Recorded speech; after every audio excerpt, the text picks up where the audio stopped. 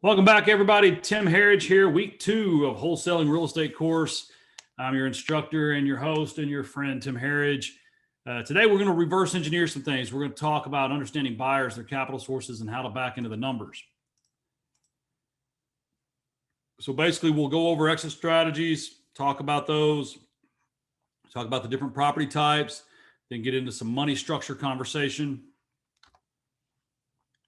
I got to do this disclaimer every week. I'm here for your entertainment. I'm not a professional. I'm not even a smart man. You shouldn't believe anything I say. You should consult a tax attorney, a tax advisor, a CPA, an attorney prior to implementing any business strategy or investment. Exit strategies. So we're going to talk about assigning, wholesaling, rehabbing or retailing, and rental properties. And now, although this is a wholesaling real estate course, we have to talk about all these exit strategies because that's who you're selling to, right? So if you've ever read Sun Tzu, The Art of War, in what we learned in the military and the Marine Corps with intelligence analysis, is the first step is always, you got to understand why someone does something, not how. Because the why drives the how, and the how is what you need to is what you'll tie into in order to move product to them. So we're going to talk about supply chain, right? At the end of the day, wholesale is somewhere in between retail and zero value.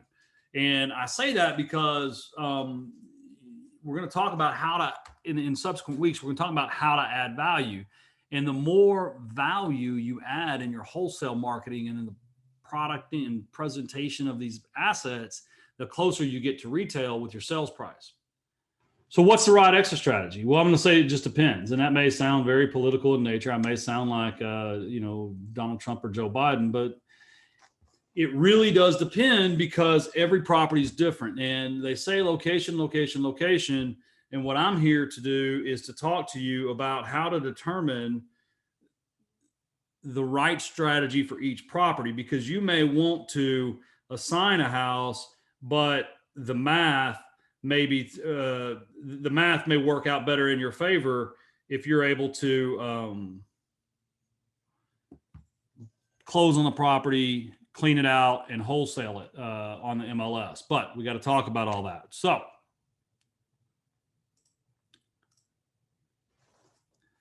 it depends on your goals, your risk tolerance, your bandwidth, your access to capital, and a lot of times, specifically up in the northern parts of the U.S., the time of year. You've got to manage your risk reward and your cash. And so there's a lot of times, even 20 years into this business, I will wholesale a property or assign a property because I've got 4 or 5 rehabs going on and my bandwidth and my capital is stretched, and I would rather just make 20 grand next week and not take on another rehab project. And that's where time of year plays into it. Sometimes this time of year specifically, I'll start wholesaling more than I rehab because I don't want to deal with seasonality, number one, and number two, I don't like to work in November and December. I like to just take it easy. I like to spend time with my family. I like to watch football. I like to enjoy the holidays, right? And it's hard to do that whenever you have contractors calling you every 10 minutes. So let's talk about assigning and wholesaling and where they fit in along this, this value band. Let's grab this, right? So assigning is going to be closer to this end. Wholesaling is going to be closer to this end. Assigning, you're doing less work and taking less risk.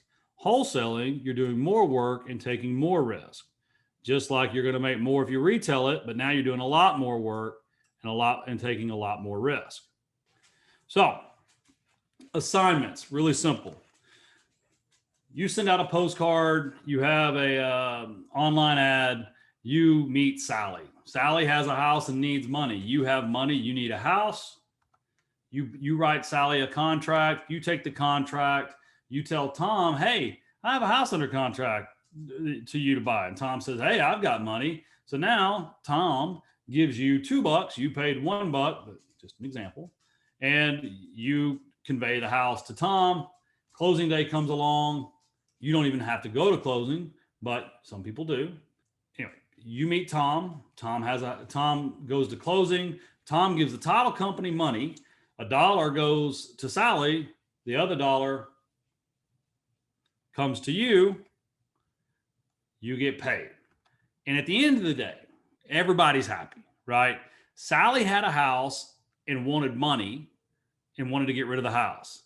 Tom wanted a house. You wanted money. And the final product of this venture is Sally doesn't have a house anymore and has money. Tom has a house and you have money. And everybody got what they wanted. Now, when you wholesale a house, the difference is Sally calls you. Sally wants to sell a house for money. You offer Sally money for the house. On closing day, you go to the title company. You give the title company the money. Sally gets the money and you get the house. Now you own the house. Next, you go on the MLS or on these forums, you market the property and you get more money. Or that's where you find Tom is on MLS. So now you go to closing day number 2. On closing day number 2, you notice you get the $2 this time and Tom gets the house. So the net result's the same. Sally had a house and wanted money and didn't want a house anymore. Tom wanted a house and you wanted money. So the net result is still the same. Everybody gets what they wanted, but it costs you more time and energy. But in the long run, you're going to make more money that way. So what are the pros and cons? On an assignment, you don't own the property. You control the property is the pro. Property on, right? So, go around or talk to your seller and try to get the seller to back out of the deal and sell it to them for more money and things like that. The nice thing about assigning is there's almost no risk. I mean, there's some risk. You may lose your earnest money or something like that, depending on how you write the contract. But it's nice because there's no real capital needed. You don't have to go get a hard money loan or wire cash or go get a bank loan. All you do is you just put a little earnest money or option money up and you go meet Tom and you just assign the property. It's quick cash. Assignments happen fast. We bought a house last week. Well, no, 2 weeks ago, we bought like 4 houses. Assigned all but one I was keeping as a rental. And one of them closes this week. Another closes Friday. One of them closed today. One other closes Friday and the rest close next week. So it's about $100,000 in assignments that we're kind of get to ring the cash register on within 2 weeks of signing the contract. So it's a lot faster. But the deal is you are going to leave some money on the table. It's not, when you remember that supply chain, right? You're farther to the left. You're not garnering the highest profit percentages. Now with wholesaling, you control the property, but you have to own the property. So there's more risk, there's holding costs, there's closing costs, there could be vandalism. There's things that can go wrong, right? And that's the bottom line. It is faster to cash than rehabbing. So like when I wholesale a house or wholetail, some people call it wholetail, which means halfway in between wholesale and retail, I do have to spend money. I'm out money. So we've got one that we closed a couple of weeks ago in Bald Springs that we only spent about $8,000. We repaired a plumbing leak we knew was there. We did a quick paint job on the house and threw in some vinyl plank floors and sold it. So when we sold it, I actually got $54,000 back, but only 25 of it was profit. The other 30,000-ish dollars was my down payment, my rehab costs, my closing costs, my holding costs. So, you do have to put money out and, but it is faster than rehabbing, right? You're not doing a 2-month remodel.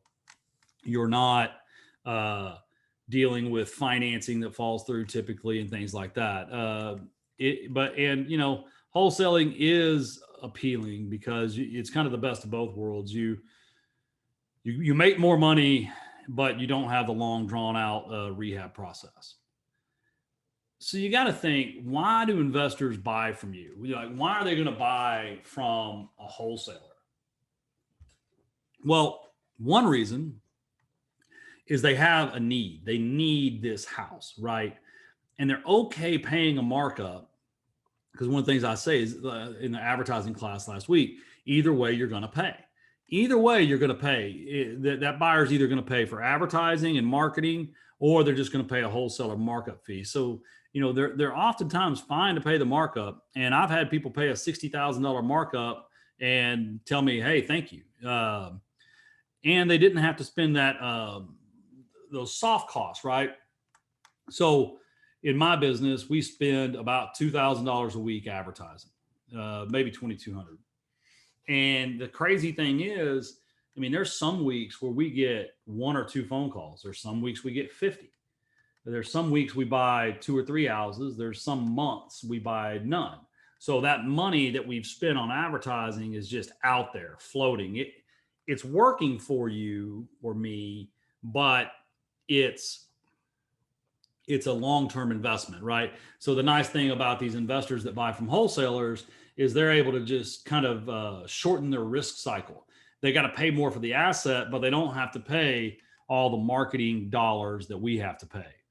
You got to make it easy for them. The people will pay more money the easier you make it for them, right? Provide comps, provide an analysis, provide a good repair budget. Use words in your description to explain why you're valuing it, where you're valuing it. These things just tend to add up. Some simply want to be a fix and flipper, right? There are a lot of investors out there that they could advertise and find deals, but they don't want to. They just, their ball of wax, so to speak, is fix and sell. And they don't want to be going out and meeting 10 people to get one contract. They just want, to get the house and fix the house. And then some are passive investors. A lot of my clients, and most likely your clients, are people that they're building their rental portfolio, right? They have a full-time job. They don't have time to go out and find houses. They don't have time to take 50 phone calls and go on 20 appointments to get a contract, right? They need to be able to get the address, know the price they can buy it for, analyze it, and make a purchasing decision, right? It's just, it's easier for them. But let's talk about the rehabber, right? Because on the value spectrum, now you're getting a lot closer to full market value, but it's important to understand some of the transactional costs that go along, right? Because if you wholesale it at that dotted black line, you got to understand and appreciate that that investor has those rehab costs, has those holding costs, has the selling cost, has the other costs like, yard care, insurance, utilities, things like that, repair overages, like these things happen. And so that's why on the slide it says profit potential, right? And it's very important to know that and appreciate that investor may not make any money on the deal, right? I lose money on houses all the time. So you got to appreciate it. You got to understand it, and you got to be able to do the math. Rehabbing and retail. So same scenario. Sally calls you. Sally has a house. Sally doesn't want the house, but Sally wants money. You offer Sally money.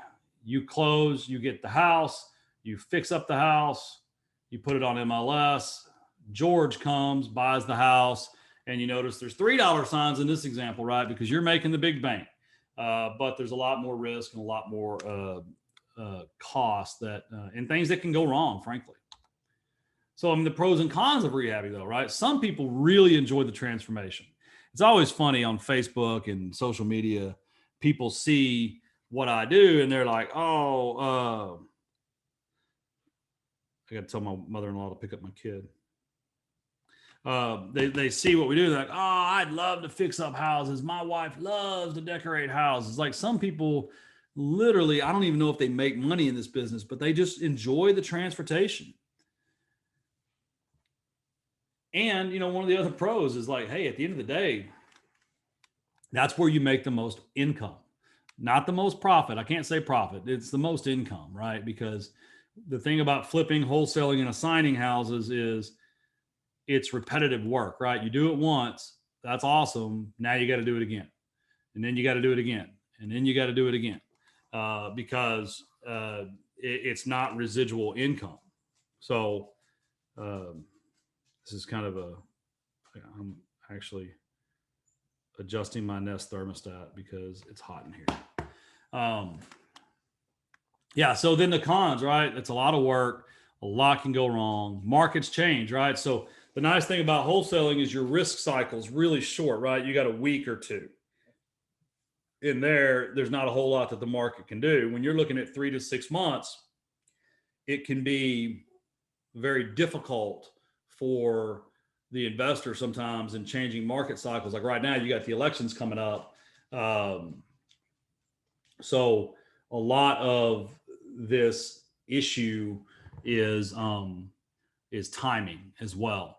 They got holding cost. I tell every rehab I do, I figure out how much it costs me per day. Right. So when somebody's talking to me about a house and things that if we can save $300 if we just wait for this other plumber next week, my answer is always no, because it cost me $138 a day. That's just an example I used recently, to own the house. So if I wait 7 days to save $300, it actually costs me more to wait for that plumber. So speed is definitely something that helps a rehabber. Obviously, they have holding costs and lots of people involved. There's lenders that you borrow from. There's real estate agents that you use to sell. There's lenders for your buyer. There's appraisers, inspectors, city offices, accountants. Lots of paper moved back and forth in the retail. Now, rental property. This is where everybody wants to get to, and it's where I am, and I love it. I love my rental properties. So when you really think about this is the all the way off the scale to the right. It's the absolute most full and complete profit potential is owning property for a long term and gaining the appreciation, getting the cash flow, getting the tax advantages. It all adds up. So, the nice thing is about rentals, there are many benefits. I just talked about them: cash flow, appreciation, and tax benefits. There's a lot of headaches. I use Property Manager. It was a glorious day, the last tenant that knew my cell phone number moved out of one of my houses. I've used big national firms. I've used boutique firms. I've used self-management where I did it all myself. Right now we're using Renters Warehouse for all of our management. And I really like it. It's a professional environment, but I have the ability to kind of modify the agreement and do some of the stuff myself to make sure that I stay on top of the condition of the properties. So let's talk about types of rentals, right? You've got immediate cash flow properties. You've got properties people buy on appreciation. And then you've got, straight speculation. Sometimes people are, I heard this tollway was going in there in 10 years and it's going to really shoot up.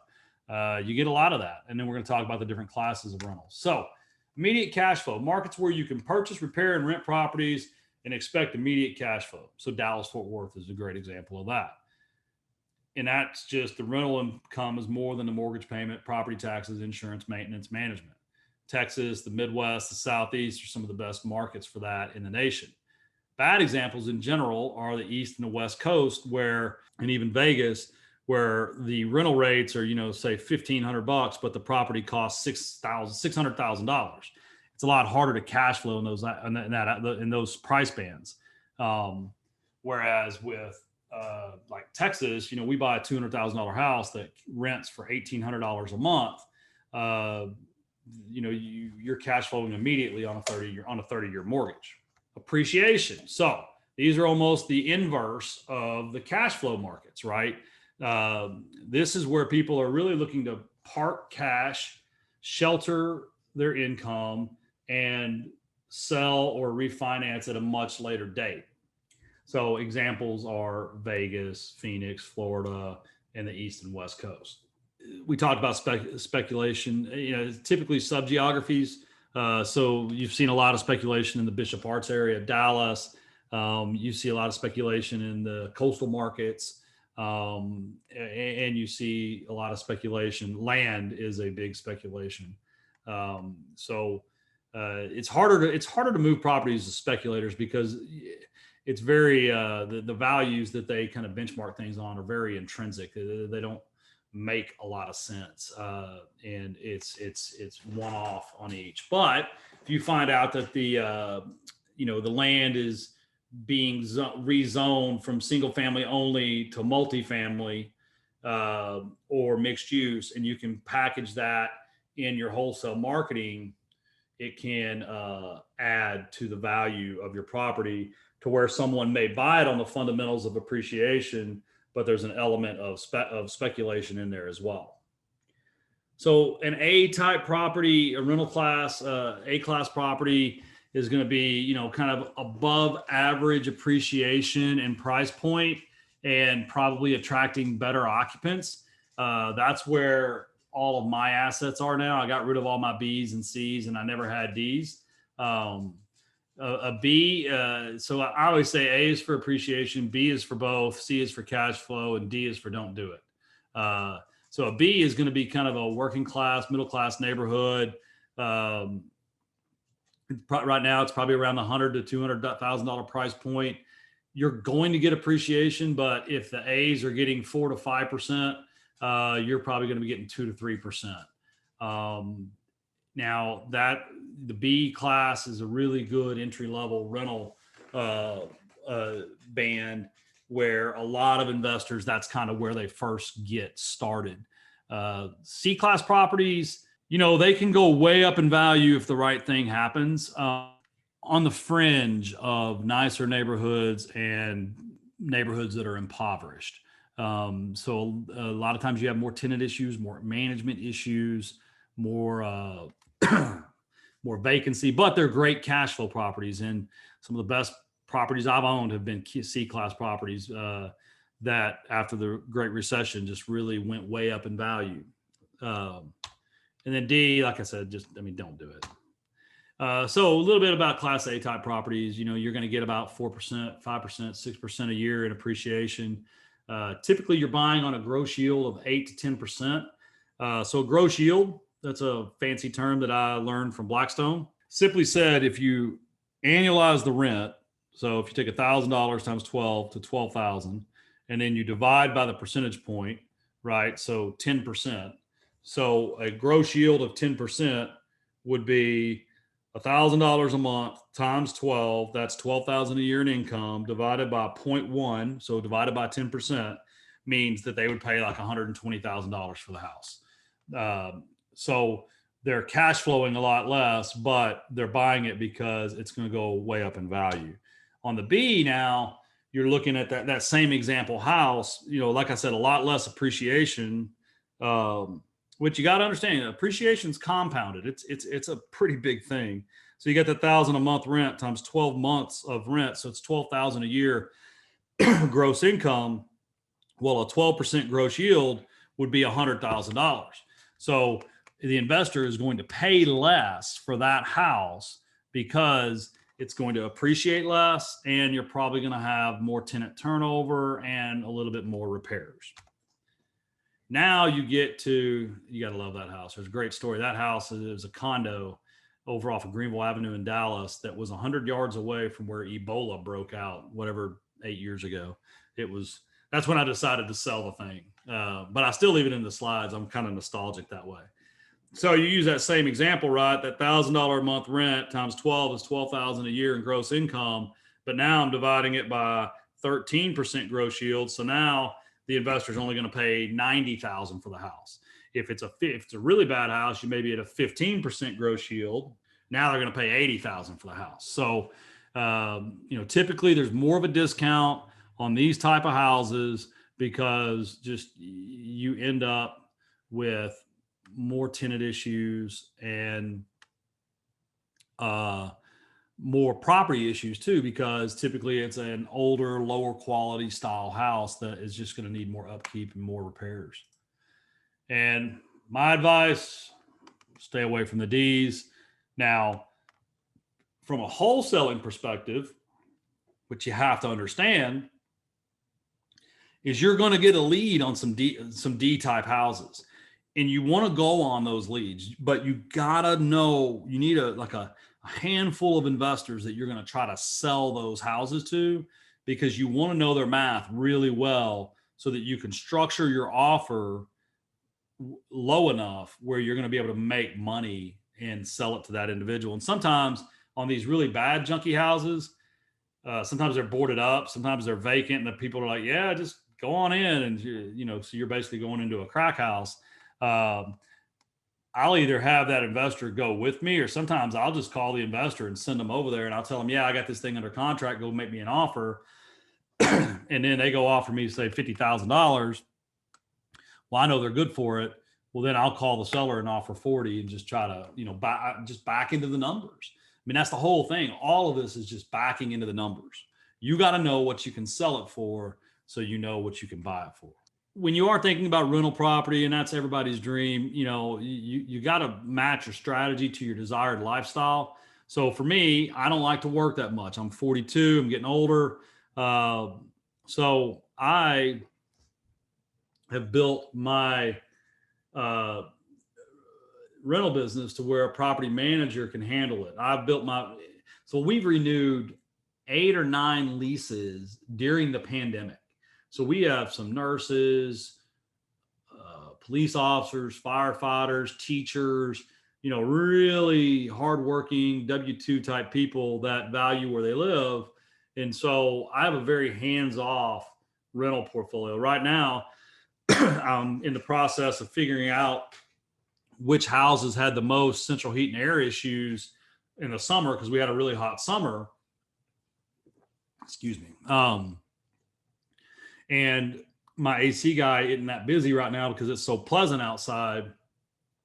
And we're actually about to do a bulk purchase of a couple, condensers and furnaces, and go in and start replacing stuff, because I want to keep those tenants happy. And I don't want to deal with the headaches during the summer, because there's a couple of them that I just know they're not going to make it through another summer. So, I mean, in general, it's going to take a lot of work understanding what people will pay, understanding how they run their rehab numbers. We're going to get into a lot of that later, but right now, go out, get on people's wholesale list, go out, start analyzing deals, start seeing what people are asking for them. Typically, houses are advertised at what someone thinks they can sell them for. So you can start backing into the numbers that way. So let's talk about money for deals. And, when we're talking about money for deals, I feel like, depending on your capital situation, you need to have capital sources lined up like now. Because once you get, if you don't have it, but once you get 10, 20, 50,000 in the bank, you want to be ready to go when you have an opportunity to make 40 instead of 20. Because that's one of the things we talk a lot about in my wholesaling business is we have to treat each asset, each contract we get with the utmost attention, because that's, if you're only going to be able to buy 40 houses a year off your advertising, and you can make $10,000 more per house, right? I mean, that's $400,000. So, it's very important that you squeeze every last drop of profit out of each individual property. But if you're wholesaling, you have to make sure there's meat on the bone, right? Because it's a dance. It's a dance. It's a little bit of a back and forth, and you'll get good at it over time. But right now, what you really want to do is start looking at more and more and more houses. Get on people's wholesale lists, see what they're asking. Some of them put out their little sold emails, so then you can see it sold. You may even call the wholesaler like, hey, I'm getting into wholesaling. Maybe we can work together. Did you sell that thing for full price? It's just market research. It's never too early to do it. Private money. So I'm always looking for private money. And this is just the way I structure my private money with my experience, and I just wanted to share. So my private lenders, I have 5 of them. They have about $1 million total. I do 75% loan to value. Um, they wire all that money at closing. They get a note and deed of trust. They're in first lien position every time. I don't subordinate them. They're always in first lien. And that, I put their name on my insurance certificate and everything. I typically pay between 8 and 12% interest only, and between 1 and 3 points origination. And so here's the way I structure it, though, because right now, if they're in the market and they have money market accounts or savings accounts, they're making like 1%, right? So 8% is still a lot more. But what I tell them is, look, on the first deal, I'm going to pay you 3 points origination. So when you give me $100,000, I'm paying you 3,000 upfront. That's origination. Well, then I'm going to, on the first deal, I'm going to tell you, look, I'm going to pay you 12% interest. So if you give me $100,000, that's $1,000 a month. And we're going to get it bought, get it sold, or get it refinanced. I'm going to pay you back. And then we're going to talk and see if you liked it. And if you did like it, now it's time for us to talk about the next deal, because the next deal is probably going to be less, if that makes sense. On the next deal, I'm probably going to offer you 10% interest and 2 points origination, right? And then we're going to, borrow 100,000 a couple times on that. And then I'm going to come back to you after we've done a couple of them. So, okay, now, John, if you want to be one of my long-term lenders, the deal's 8 and 1. It's still 2 to 3 times, and nowadays with interest rates the way they are, it's still 7 times more than you're making. But I can't keep paying those high points because I want to cycle your money multiple times a year, right? So, John, fictitious lender, if I cycle your money 3 times a year, you're actually still getting 3 points, but you're just getting a point each time. And you still get 8% on your money. So if it's $100,000 that you loan me and I cycle it 3 times in the year, you're going to make 3,000 in points and 8,000 in interest, right? So you're going to make 11 grand. You're making 11% on your money, which is more than 10 times what the bank will pay you. And typically that's when they're like, oh yeah. But it's a process, right? So instead of starting low, ending high, I like to, with my private lenders, start high, and then each subsequent deal, I walk them back to where I get to that 8 and 1. And that's where the bulk of my people are. I've got one guy at 6 and 1 right now. And he's happy as a clam. I mean, he's 83 years old. He's got a trust. We've borrowed up to $500,000 from him at a time. We pay him 6 and 1, and he loves it. He loves getting that check for the 1% because he has that made out to him personally, and he likes getting that money, man. I tell you, it's kind of funny. And then the way I structured my long-term debt with these private lenders is I just tell them, I'm like, look, you get to pick between 6, 6.5, and 7. And if 6 is too low, then and you need 7, well, then you got to agree to a 30-year note. But if you have a 10-year horizon, you got to agree to a 6% note. And the way I break this down to them is I'm like, look, John, you don't want me to not cash flow. You need me to cash flow, because if I cash flow, I can pay you. If I don't cash flow, I can't pay you. And then typically, it's all about alignment with these private lenders. And if they say they need to make that 8, you just leave them in the interim bucket, in the hard money bucket. You don't ever cross them over into the long term.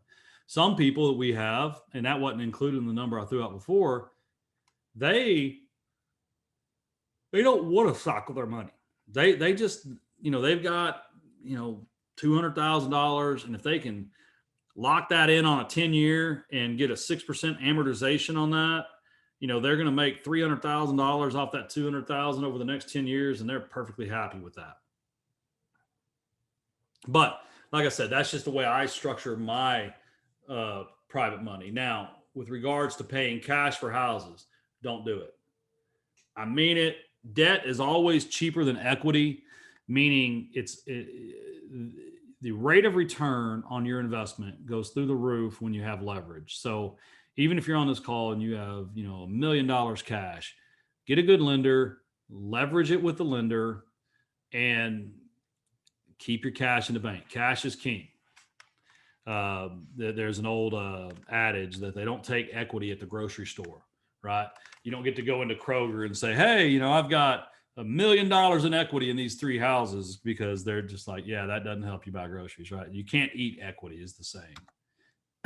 Banks, typically you have to have a track record, but once you get a track record of 5 to 10 houses, there's plenty of banks out there right now that'll do this very deal right here. Less than a point of origination. The interest rates right now are as low as 4% interest only. On a 15-year AM or 20-year AM at one of my banks, they're doing 4.75. So the rates are really low. Fee structure is low, about $500 in fees.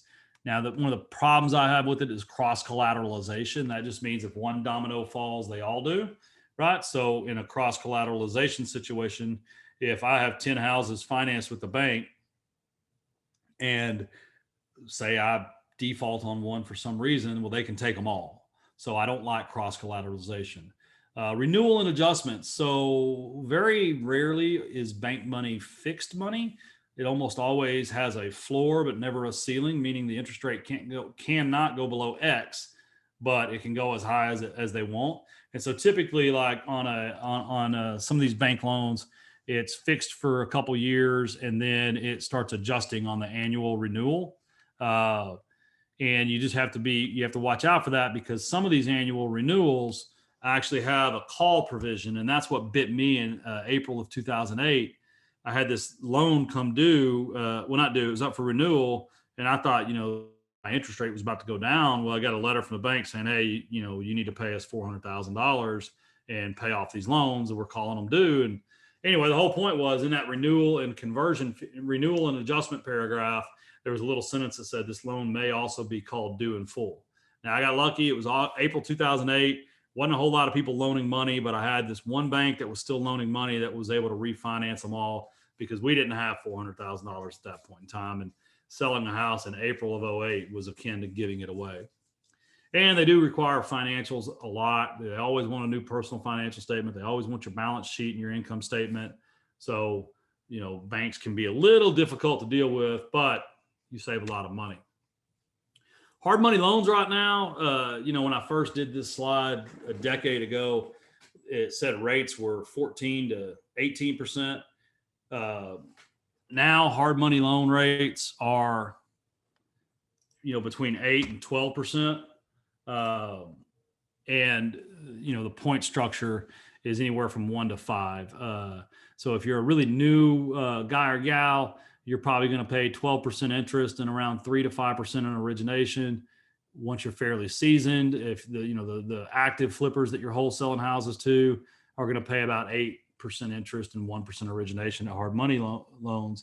And it's important to know, as a wholesaler, it's important to know these things, because it goes into the math. And we're going to go over math, but I'm just trying to tell you, you got to start learning these things, because when we start going into how to price properties, I'm going to give you a model, and that model is how you plug the numbers in to see what your investor is going to make, so that you can increase your price to where they make an acceptable return, but you make the most money.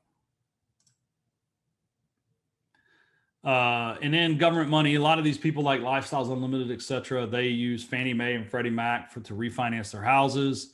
And, the interest rates are 4% right now. And they're 75 to 70 LTV.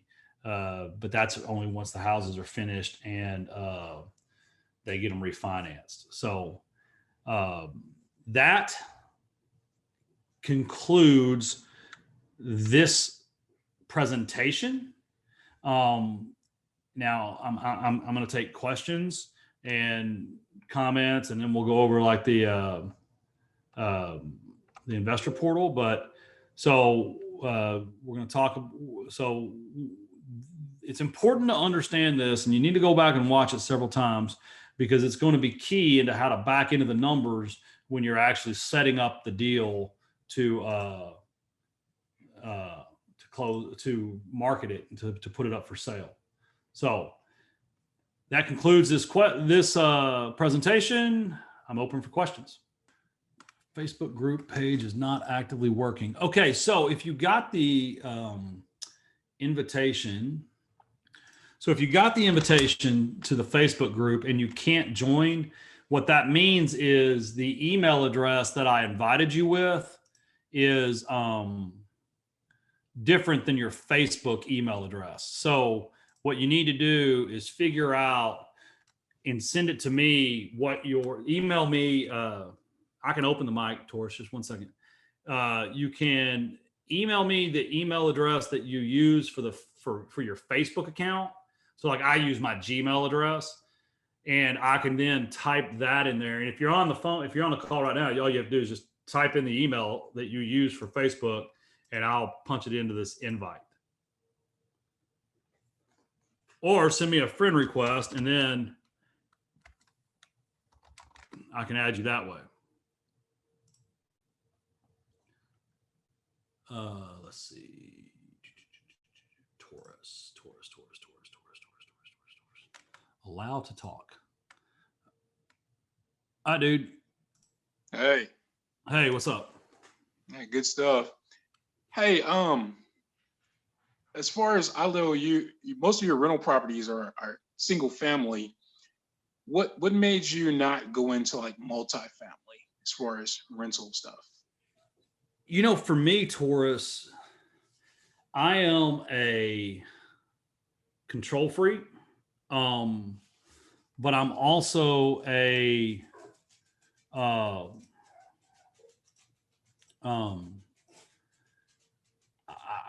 just not an educated guy.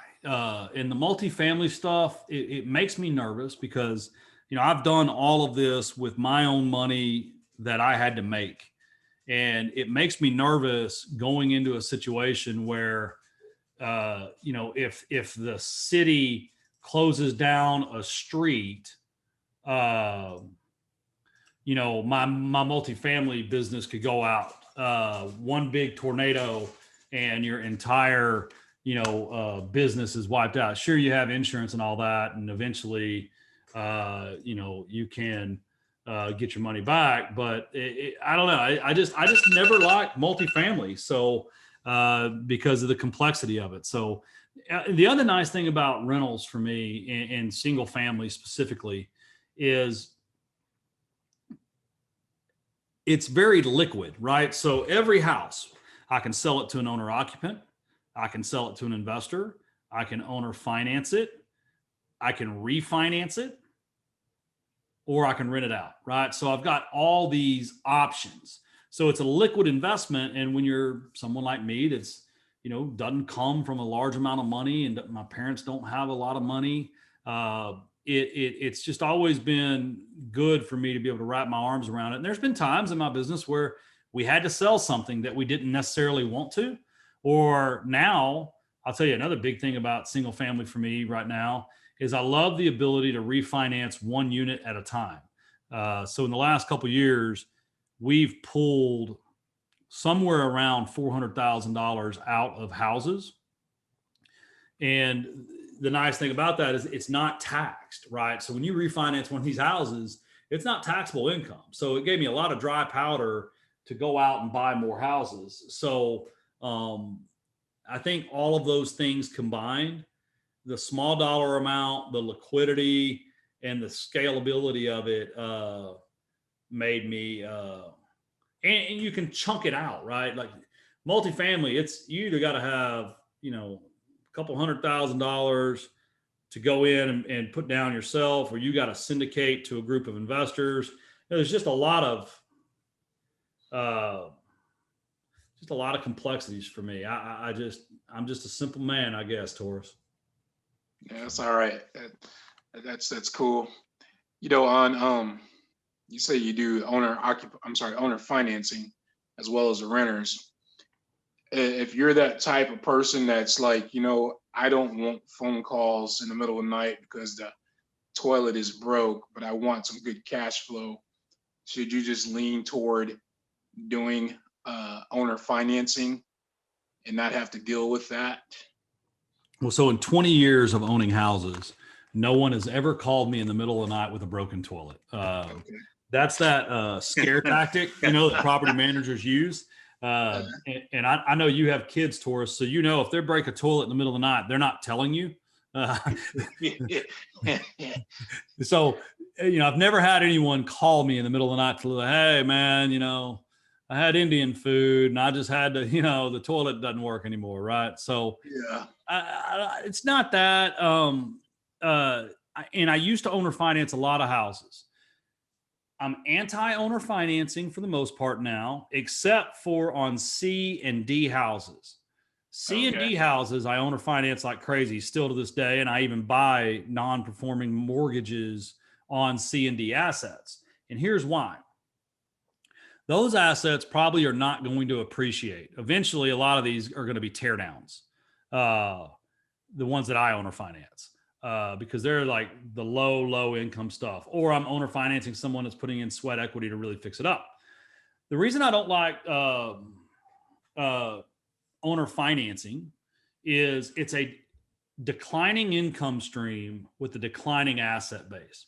So on day one, 95% of their payment to you is interest. On month 360, they pay no interest. And every month in between, your interest just curves and drops down. Well, the same thing goes with your asset base. On day one, they owe you $100,000. Well, at the end of that 30-year investment, they owe you $0.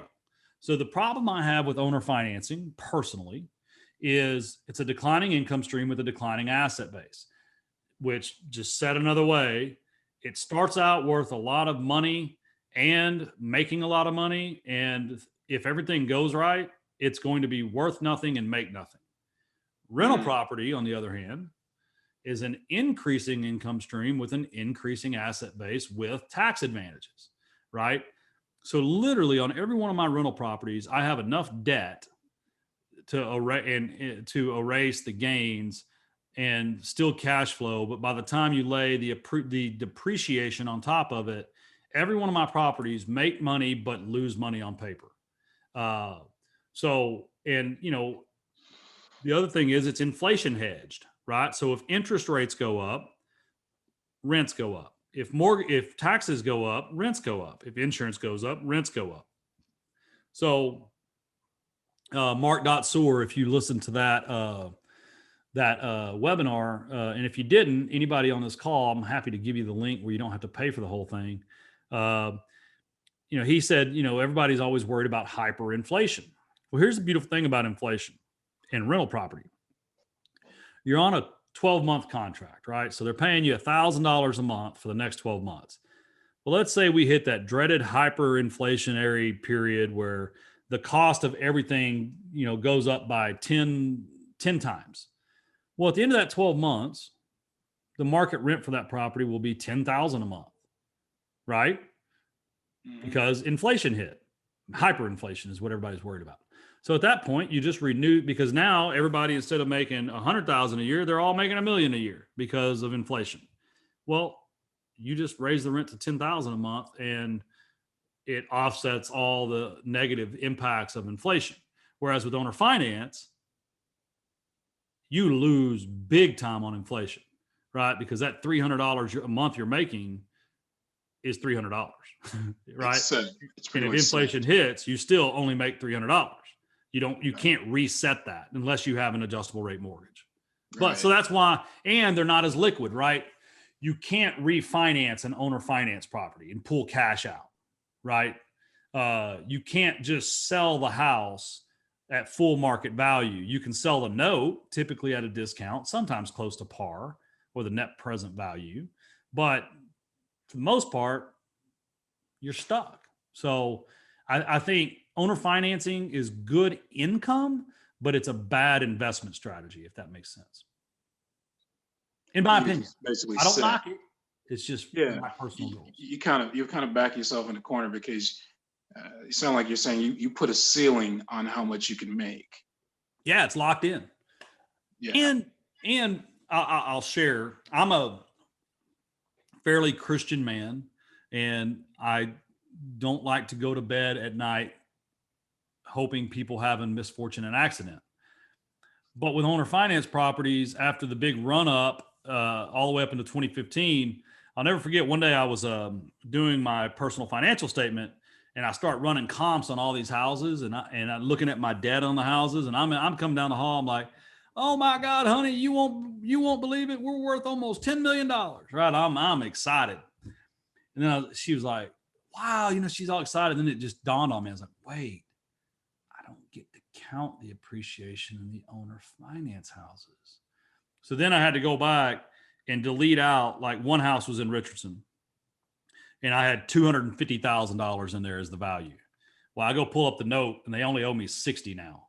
So, like, literally, right now, I still had $20,000 in equity on that house, but on that house, when I first looked at it, I thought I had $200,000 in equity.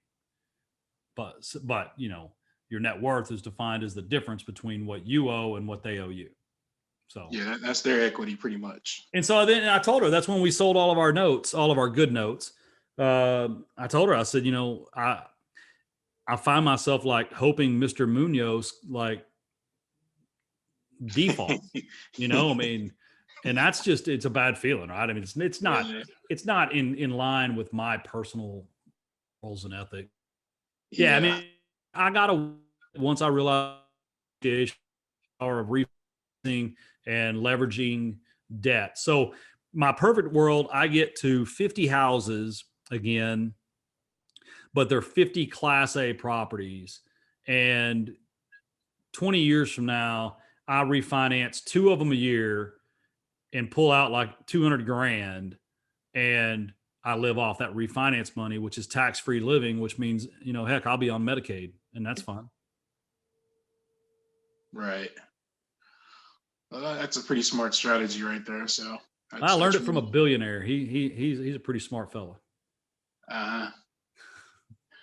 How I don't know if there's other people on the call or not, but they're not asking questions, so go ahead. When you start talking these numbers right here, like in this business, we have the opportunity to make on one deal, what a lot of people, or maybe half of what a lot of people make in a year. How do you stay humble and not go out and get the flashy stuff, knowing your humble beginnings, what you came from? You don't seem like you have the flashy car, flashy truck. I didn't do a good job of it at first. We lived in 2008, we lived in a $1.2 million house, and I mean, we were living high on the hog, and 2008 humbled me a little.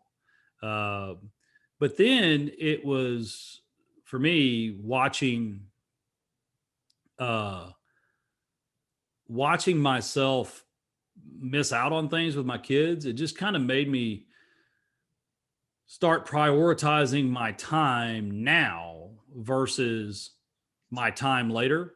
And so over the last, I guess, 10 years now, we've just slowly and methodically gotten rid of all frivolous spending in our household, which, it's kind of funny. I always talked about how many houses I needed to one day retire and blank, blank, blank, blank. Well, like, now I need a lot less houses. And I mean, I could retire right now because I don't require as much money. And I mean, I think, if you're the type of person that goes to bed every night dreaming about a Learjet, right? I mean, I guess your bar is just higher than mine. Me, if I can cook barbecue at night and drink a cold beer and sit around with my family, that works. So right. It's just, it's always staying focused on your why. Simon Sinek wrote a book, Start With Why. It's a great book, right? I mean, it's you always focus on your why, not the what, right? And when I was younger, I used to focus a lot on, how many houses and how many I did, and scoreboarding everybody on Facebook. And now it's just kind of like, it's just a lot easier. It's more simple. Cool. Enough's enough, right? I mean, at a certain point, the difference between having, I know some people that have sold their company in the last couple of years for 30, 40 million bucks. And they're some of the most miserable people to be around on earth. because they still work really hard and they had to reinvest in this company and they're always traveling. And I'm just always kind of like, yeah, I mean, B2R, that company I started, they're going public in the spring, and I still have a chunk of equity, and it's a lot less equity than I would have had if I'd stayed. But look at what all I've got to have fun doing in the last 5 years, All right, cool, man. Cool. Well, thank you for your time. Really appreciate it. Enjoyed it. Yeah, It's man. motivating me. I got a couple deals this week. I got a closing tomorrow. So it's actually a double close, and got a crack house under contract today above listing price.